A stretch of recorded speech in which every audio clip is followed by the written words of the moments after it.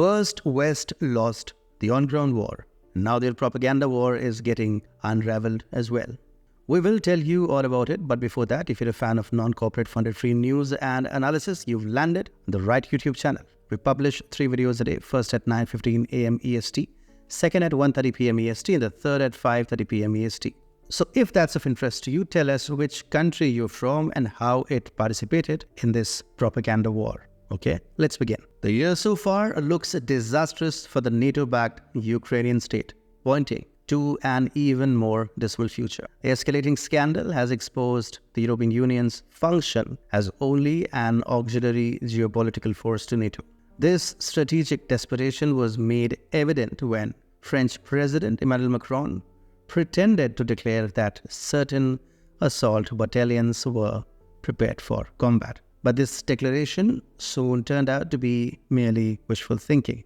Still, the continued use of this discourse suggests a precarious possibility of actualization. This raises the question, why does the political West continue to act as though nothing is wrong? Especially when the mainstream media's dominant narrative, which upholds the Kyiv regime's superiority in the conflict and spreads a false sense of security, is what counts. A startling discrepancy in the West's response to this catastrophe is made clear by the divergence between the public narrative and the actual situation on the ground.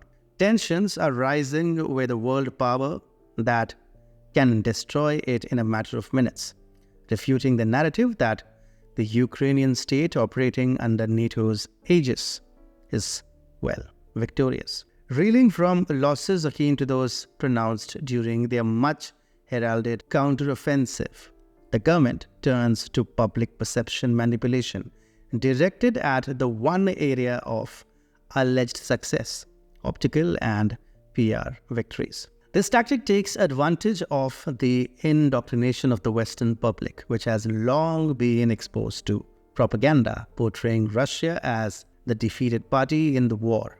It spreads fallacies about a beleaguered leadership and encourages people to finish the job, feeding the illusion that victory is attainable. Disturbingly, the public has responded well to this deception, demonstrating the unsettling success of misinformation.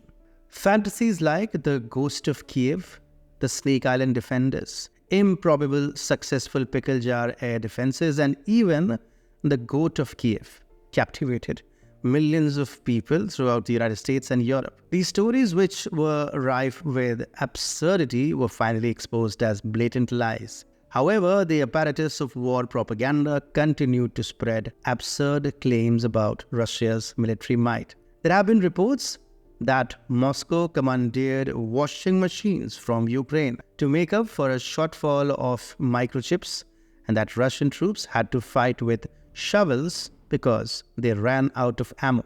Ironically, Russia was also shown as having the ability to send nukes to space and produce almost 3 times as much weaponry as all of the Western nations put together. This perplexing dissonance highlights a sharp contrast with the brutal realities of combat, which NATO is willing to do anything it takes to keep hidden from the general population. NATO weapons were projected as the pinnacle of Western technological supremacy, and Russian weapon tech was disregarded as rotten junk and vestige of Soviet era. Yet Russia has made a bonfire of state-of-the-art Western hardware like SAMP-T air defense system, Skynex air defense system, Challenger 2 tank, Leopard 2 A4 tank, M1 Abrams tank, Patriot air defense system, Nazam's air defense system, Caesar howitzer, M109A6 Paladin howitzer, Archer self-propelled howitzer,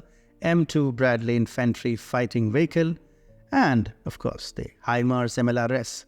The disastrous incursion into the Belgorod area embodies the desperate attempt to present the Ukrainian regime as guided by NATO as a force capable of incursions into Russia's territorial integrity, purportedly intended to sway the presidential election and damage President Vladimir Putin's reputation. The endeavor not only failed but unintentionally strengthened Putin's standing, as demonstrated by an overwhelming 87% electoral support among a turnout that exceeded 75%.